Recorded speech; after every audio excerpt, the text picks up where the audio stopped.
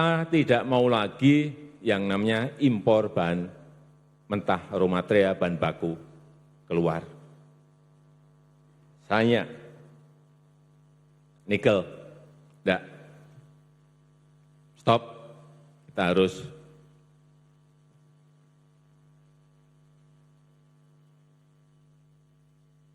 pindahkan ke barang-barang setengah jadi atau barang jadi. Karena itu hilirisasi dari nikel ini akan menjadi produk-produk yang memiliki nilai tambah yang besar apabila kita ekspor dalam bentuk setengah jadi maupun barang jadi. Target kita barang jadi. Kemudian dan kita ingin nanti dalam waktu kira-kira 2-3 tahun kita ingin turunan dari nikel ini bisa lari ke yang namanya lithium baterai. Inilah strategi bisnis negara yang sedang kita rancang agar negara kita Indonesia ini bisa menjadi hub besarnya bagi industri mobil elektrik. Arahnya ke sana, karena kita memiliki nikel, ada kobalt, mangan, dan bahan baku lainnya yang bisa dipakai oleh industri dalam rangka membangun lithium baterai. Dan kita tahu Indonesia adalah memiliki cadangan nikel yang terbesar di dunia, nomor 1 di dunia. Ini strategi ini harus kita pakai dalam rangka membangun industri mobil listrik di negara kita. Kita sudah kirim menteri mendekati industri-industri besar, mobil di Jepang, di Korea, di Jerman, dalam rangka kita mengembangkan lithium baterai.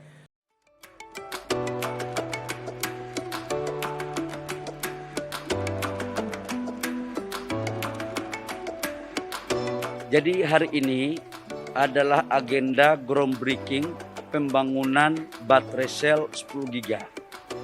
Di mana ini adalah perintah Bapak Presiden kepada kami Kementerian Investasi untuk mengurus investasi dari hulu ke hilir. Jadi kita rubah sekarang, kita hajar dari hilirnya dulu, baru hulunya. Dan ini merupakan bagian daripada MOU yang sudah ditandatangani oleh pemerintah Indonesia dan LG sebesar 9,8 billion US dollar. Nah, kebetulan mobil listriknya 2022 itu sudah mulai produksi, itu hasil MOU kita dengan Hyundai pada akhir 2019. Dan pabrik ini mulai jadi 2022 bulan September. Konstruksinya selesai, mulai penyesuaian produksinya di akhir tahun 2022. Negara kita, Indonesia, memiliki cadangan nikel terbesar di dunia. Dengan potensi yang luar biasa itu, saya yakin dalam 3-4 tahun ke depan, melalui manajemen yang baik, manajemen pengelolaan yang baik, Indonesia akan bisa menjadi produsen utama produk-produk barang jadi berbasis nikel.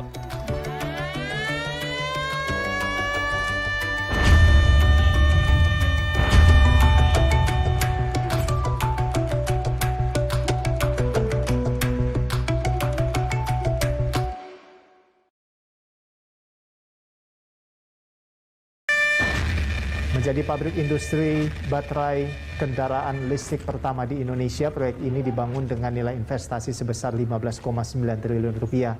Pembangunan tahap pertama ini memiliki kapasitas produksi baterai hingga 10 gigawatt hour dan akan dipakai untuk kendaraan listrik dari Hyundai. Groundbreaking ini sebagai tindak lanjut penandatanganan Head of Agreement atau kesepakatan pokok proyek investasi baterai antara PT Industri Baterai Indonesia dengan konsorsium LG pada April 2021. Diharapkan pada Mei 2022 mendatang pabrik ini sudah bisa masuk tahap produksi. Kendaraan listrik PT HKML Battery Indonesia oleh Presiden Republik Indonesia. Kita patut bersyukur hari ini bisa menyaksikan groundbreaking pembangunan pabrik baterai kendaraan listrik pertama di Indonesia dan bahkan yang pertama di Asia Tenggara. Dengan nilai investasi sebesar 1,1 miliar dolar Amerika. Pembangunan pabrik ini merupakan wujud keseriusan pemerintah untuk melakukan hilirisasi industri.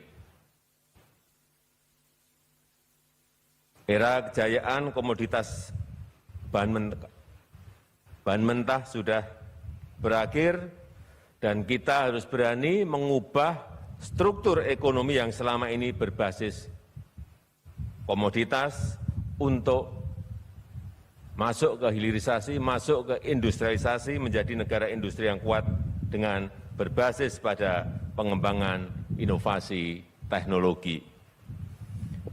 Karena itu strategi bisnis besar negara adalah keluar secepatnya dari jebakan negara pengekspor bahan mentah. Melepaskan ketergantungan pada produk-produk impor dengan mempercepat revitalisasi industri pengolahan, sehingga bisa memberikan peningkatan nilai tambah ekonomi yang semakin tinggi.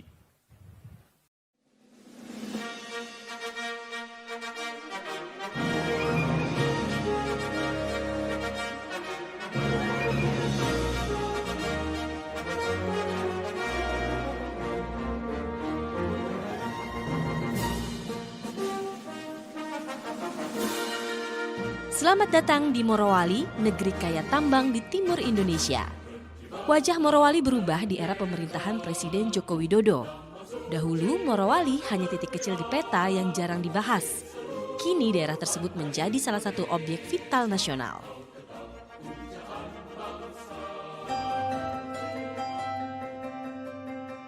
Pembangunan kawasan industri Morowali menjadi musababnya. Pada kawasan industri seluas 2.000 hektar tersebut mengalir investasi sebesar 78 triliun rupiah. Morowali merupakan salah satu dari 14 kawasan industri di luar Pulau Jawa yang tengah gencar dikembangkan. Upaya akselerasi ini dilakukan guna mewujudkan cita-cita pemerintah untuk pemerataan industri, agar mimpi mengenai pembangunan berbasis Indonesia sentris dapat terlaksana.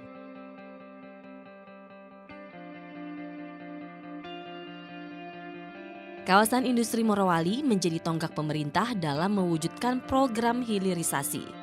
Program ini bertujuan meningkatkan nilai tambah bahan baku mineral di dalam negeri. Pemerintah melalui Kementerian Perindustrian merancang Morowali menjadi kawasan industri berproduktivitas tinggi dengan model persaingan efektif. Untuk itu dibangun model klaster industri dan model kolaborasi supply chain. Di sini dibuktikan bahwa mineralisasi merupakan sukses story daripada hilirisasi.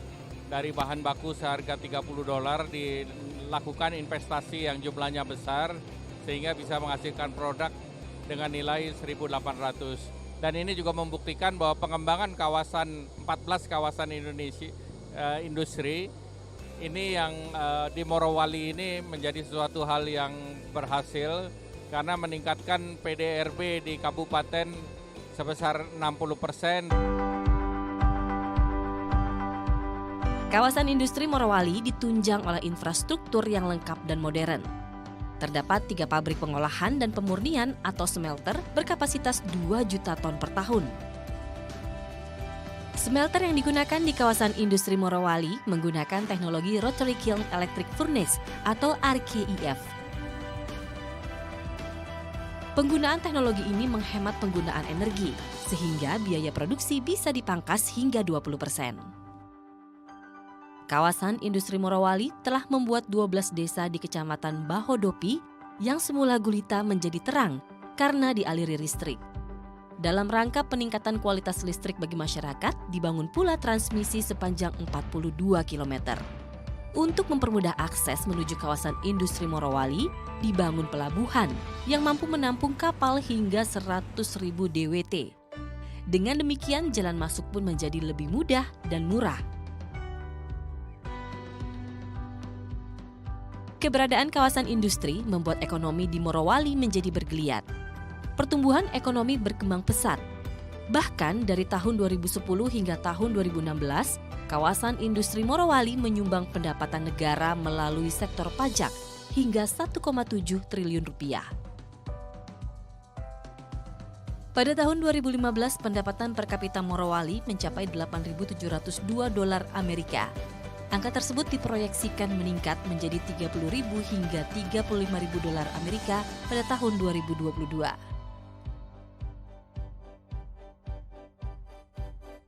Keberadaan kawasan industri Morowali juga diperkirakan dapat mengerek naik angka pendapatan asli daerah dari 153 miliar rupiah pada tahun 2017 menjadi 246,3 miliar rupiah pada tahun 2022. Saat ini kawasan industri Morowali telah menyerap 13.000 tenaga kerja. Perkembangan kawasan industri diharapkan dapat menciptakan lapangan kerja baru bagi sedikitnya 85.000 tenaga kerja. Untuk menyiapkan tenaga kerja berdaya saing tinggi, Kementerian Perindustrian menggalakkan program pendidikan vokasi.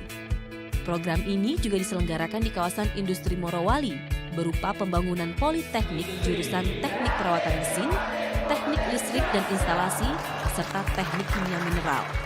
Politeknik ini diharapkan membantu melahirkan putra Morowali yang andal dan siap berkontribusi untuk daerahnya.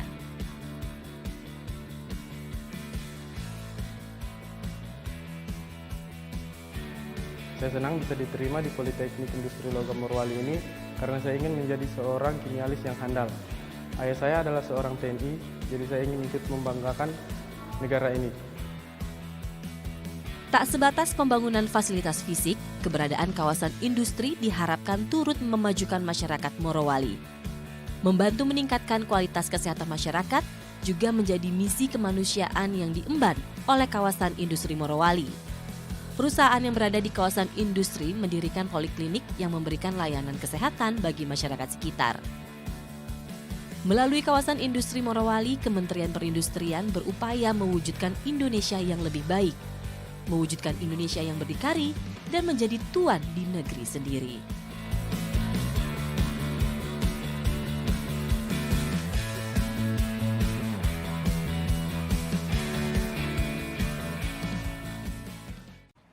Presiden Republik Indonesia Joko Widodo akan melakukan kunjungan kerja selama 2 hari di Sulawesi Tenggara. Salah satu agendanya adalah meresmikan pembangunan pabrik smelter di PT Virtu Dragon Nickel Industry di Kecamatan Morosi, Kabupaten Konawe. Presiden tiba pada Senin siang didampingi oleh Menteri Investasi sekaligus Kepala BKPM Bahlil Lahadalia dan Sekretaris Kabinet Pramono Anung.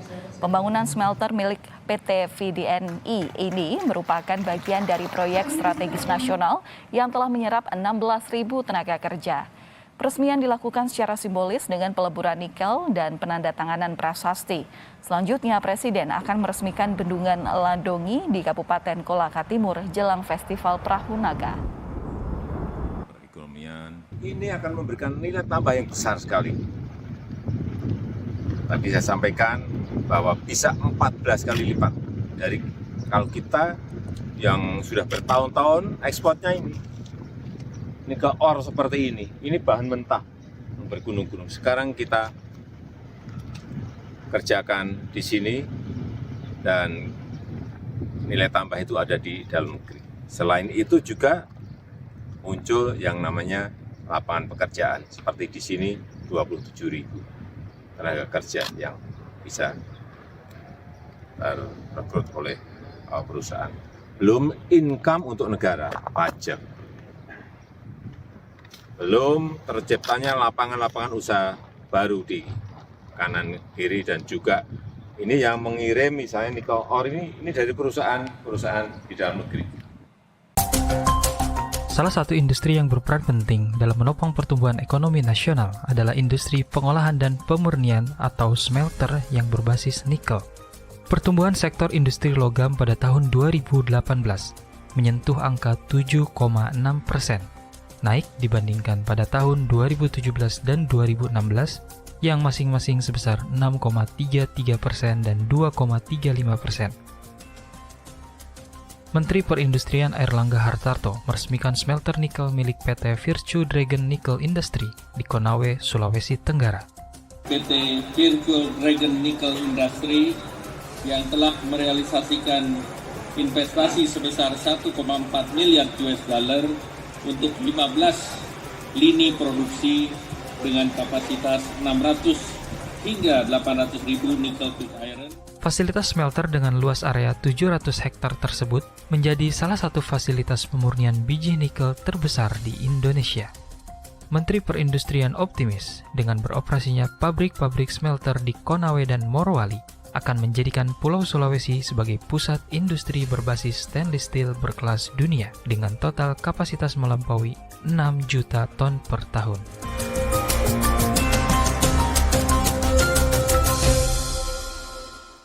Jadi proyek ini adalah pembangunan smelter tembaga di Indonesia dengan kapasitas total 1,7 juta ton konsentrat tembaga yang diproses per tahunnya. Dan proyek ini adalah sebagai kewajiban PT FI seperti yang tertulis dalam IUPK atau Izin Usaha Pertambangan Khusus PT FI. Dan proyek ini juga akan menghasilkan tembaga sekitar 550.000 ton katoda tembaga. Dan di samping smelter tembaga juga akan dibangun precious metal refinery, yaitu pemurnian logam mulia antara lain emas dan perak yang akan dilakukan juga di sini. Dan hasilnya itu ada sekitar 35-40 ton emas yang akan diproduksi di tempat ini. Di mana kami membangun kawasan industri terintegrasi sebesar 3.000 hektar yang terdiri dari 400 hektar pelabuhan laut dalam, 1.800 hektar kawasan industri, dan 800 hektar kawasan hunian dan komersial. Dan kami harapkan dalam 5 tahun ke depan kami dapat menyerap investasi sekitar 7 miliar US dollar dan menyerap tenaga kerja 40.000 tenaga kerja. Kami menargetkan dalam 15 tahun yang ke depan dapat menarik investasi sebesar 17 miliar dolar dan insya Allah bisa menyerap tenaga kerja sekitar 200.000 tenaga kerja.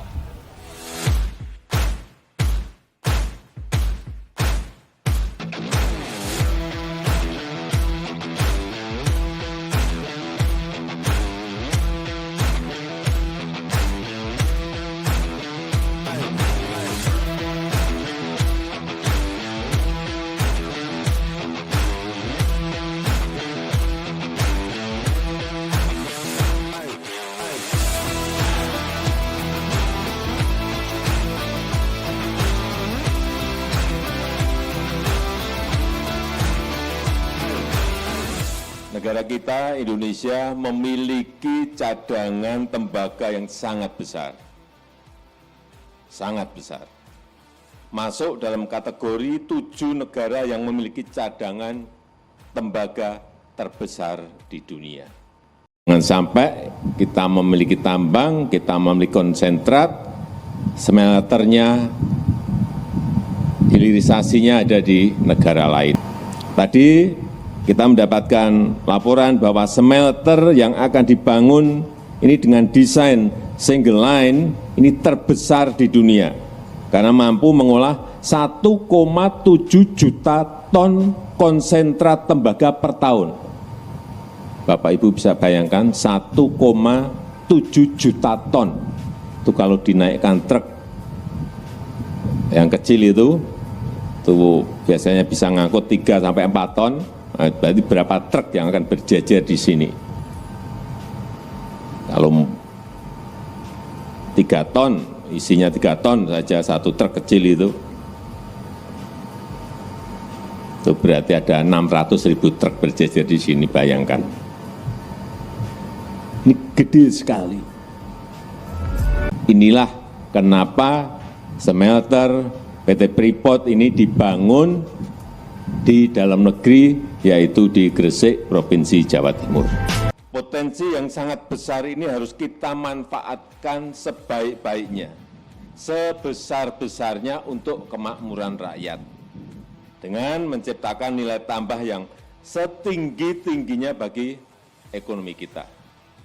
Dan dengan mengucap Bismillahirrahmanirrahim, hari ini saya nyatakan dimulai groundbreaking pembangunan smelter PT Freeport Indonesia di kawasan KEK Gresik, Provinsi Jawa Timur.